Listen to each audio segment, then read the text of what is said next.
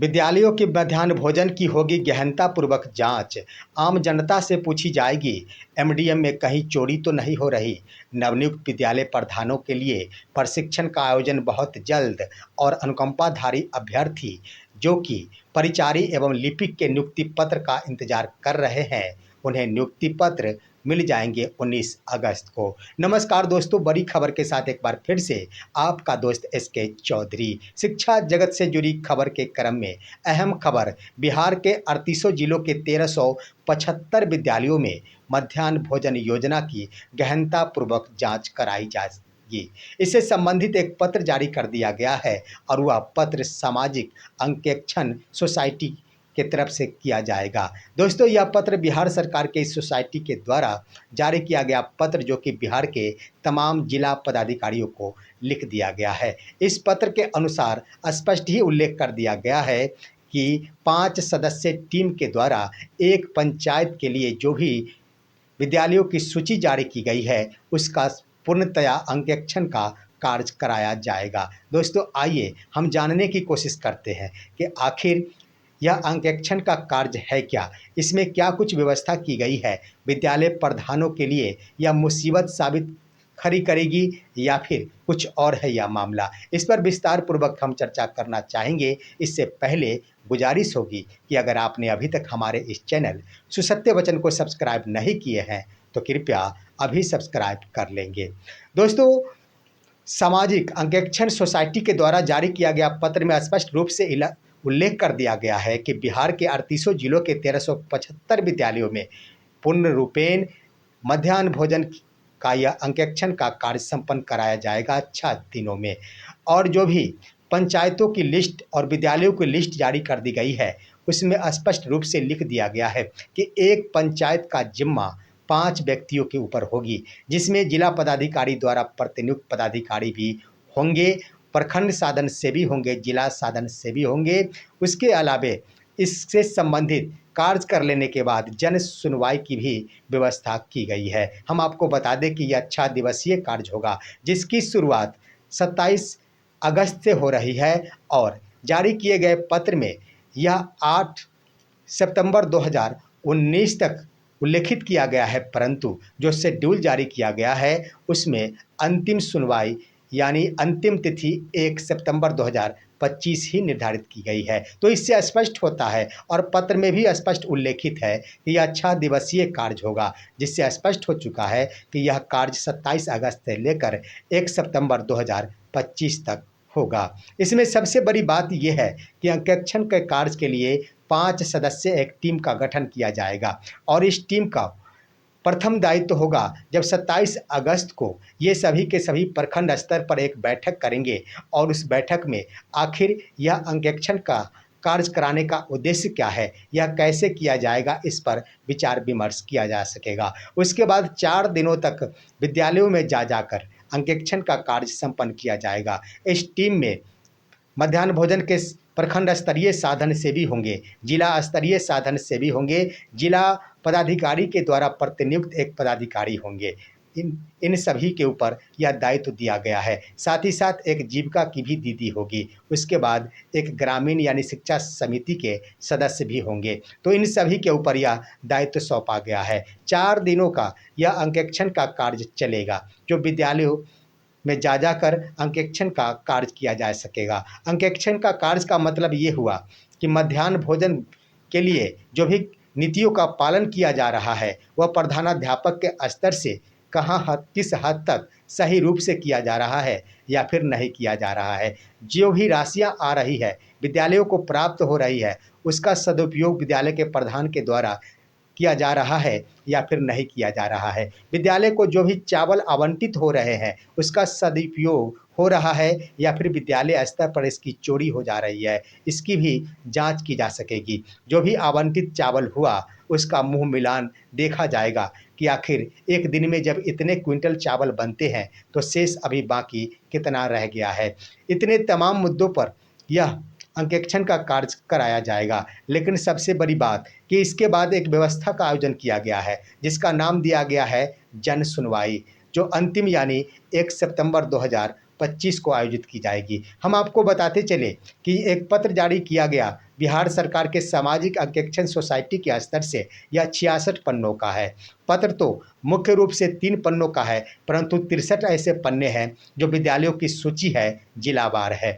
और पूरे देख लिया जाए तो 38 जिलों के 1375 विद्यालयों में ही यह कार्य किया जा सकेगा और एक प्रखंड में अधिकतम 4 से 5 विद्यालय ही औसतन रूप में इस सूची में लिस्टेड की गई है। लेकिन मैं कहना चाहूँगा कि आखिर सरकार के स्तर से यह कार्य किया जा रहा है, वह आखिर क्यों कराया जा रहा है। दोस्तों, मैं बता देना चाहूँगा कि यह कार्य बिहार सरकार के स्तर से तो नहीं, यह कार्य पीएम पोषण योजना के तहत है। यहाँ पर जन सुनवाई की व्यवस्था की गई है जो 1 सितंबर 2025 को आयोजित की जाएगी। इसमें स्पष्ट रूप से लिख दिया गया है कि जन सुनवाई के अंतर्गत आम जनों से शिकायतें प्राप्त की जा सकेगी। साथ ही साथ आम जनों से यह सुझाव मांगा जाएगा कि आखिर इसमें क्या परिवर्तन किया जाए। साथ ही साथ आम जनों के सुझाव के उपरांत आम जनों को भी यहाँ पर अंकेक्षण के पदाधिकारियों के द्वारा यह बताया जाएगा कि आखिर पीएम पोषण योजना का उद्देश्य क्या है, पीएम पोषण योजना कहाँ तक देश और बिहार के छात्रों के लिए हितकर और लाभदायक साबित हो रहा है। यानी कह दिया जाए तो अंतिम जन सुनवाई के दिन ये तमाम क्रियाकलापों का आयोजन किया गया है। लेकिन सबसे बड़ी बात कि जो भी विद्यालय के प्रधानाध्यापक होंगे उस जन सुनवाई में तो भाग लेंगे, लेकिन आम जनता की शिकायत को वो रजिस्टर में दर्ज नहीं करेंगे। संबंधित बगल के पंचायत सचिवों के ऊपर यह दायित्व दिया गया है कि वो आम जनता की शिकायत को दर्ज करेंगे और उस तिथि को ही जो भी पदाधिकारी जन सुनवाई में भाग लेंगे उनके स्तर से अगर कोई प्रधानाध्यापक के द्वारा गलतियां की गई है तो उन्हें या तो सुझाव के रूप में उन्हें कुछ रास्ते दिखाए जाएंगे या फिर उन पर कार्रवाई संबंधी अनुशंसा भी कर दी जाएगी। ऐसी बातों का उल्लेख इस पत्र में कर दिया गया है। अब आइए हम चर्चा करते हैं कि आखिर इसका मुख्य उद्देश्य क्या है। मैं बता देना चाहूँगा दोस्तों, अगर सरकार की मंशा होती कि पूर्ण रूपेण इसकी जांच कराई जाए तो यह सिर्फ 1375 विद्यालयों में नहीं कराई जाती। इसका मतलब है कि निश्चित रूप से आम जनों को यहाँ पर ये दिखाने की कोशिश की जा रही है कि पीएम पोषण योजना आखिर छात्रों के लिए कितना हितकर है, यहाँ पर प्रधानमंत्री की क्या भूमिका है, राज्य सरकार की क्या भूमिका है, यही बातें आम जनता तक पहुँचाने की कोशिश की गई है। लेकिन अंकेक्षण वाली बात है तो प्रधानाध्यापकों को तो सजग रहना ही पड़ेगा। अब आइए दोस्तों, हम बातें करते हैं नवनियुक्त विद्यालय प्रधान एवं प्रधानाध्यापकों के लिए। उनके प्रशिक्षण की व्यवस्था बहुत जल्द बिहार सरकार के राज्य शिक्षा शोध एवं प्रशिक्षण परिषद के द्वारा किया जाएगा। इससे संबंधित एक पत्र जारी किया गया है, जो पत्र भी आप स्क्रीन पर देखे होंगे। यह पत्र है राज्य शिक्षा शोध एवं प्रशिक्षण परिषद के निदेशक के द्वारा जारी किया गया है। इसमें लिखा गया है, यह 6 लोगों को लिख दिया गया है। 6 लोग वैसे हैं जो प्रशिक्षण के लिए नामित है। 6 लोगों में एक डाइट के प्रभारी प्रिंसिपल है, दूसरे डाइट के व्याख्याता है और 4 ऐसे बेगूसराय जिले से संबंधित मध्य विद्यालय के प्रधानाध्यापक हैं, जिनके ऊपर दायित्व है नवनियुक्त प्रधान और प्रधानाध्यापकों को प्रशिक्षित करना। इन सभी के लिए यह सूचना दी गई है कि जो भी प्रशिक्षण संबंधी योजना का निर्माण किया गया था, शेड्यूल का तैयार किया गया था, उसमें संशोधन की आवश्यकता है, परिमार्जन की आवश्यकता है, यानी उसमें संशोधन किया जाएगा। निश्चित रूप से इसका मतलब हुआ कि पहले जो योजना तैयार की गई थी वह बृहत रूप में तैयार की गई थी। अब विभाग यानी राज्य शिक्षा शोध एवं प्रशिक्षण परिषद को लगा है कि इसमें परिमार्जन करने की आवश्यकता है, यानी संशोधन करने की आवश्यकता है। इसी के लिए 2 दिनों का कार्यशाला 18 अगस्त एवं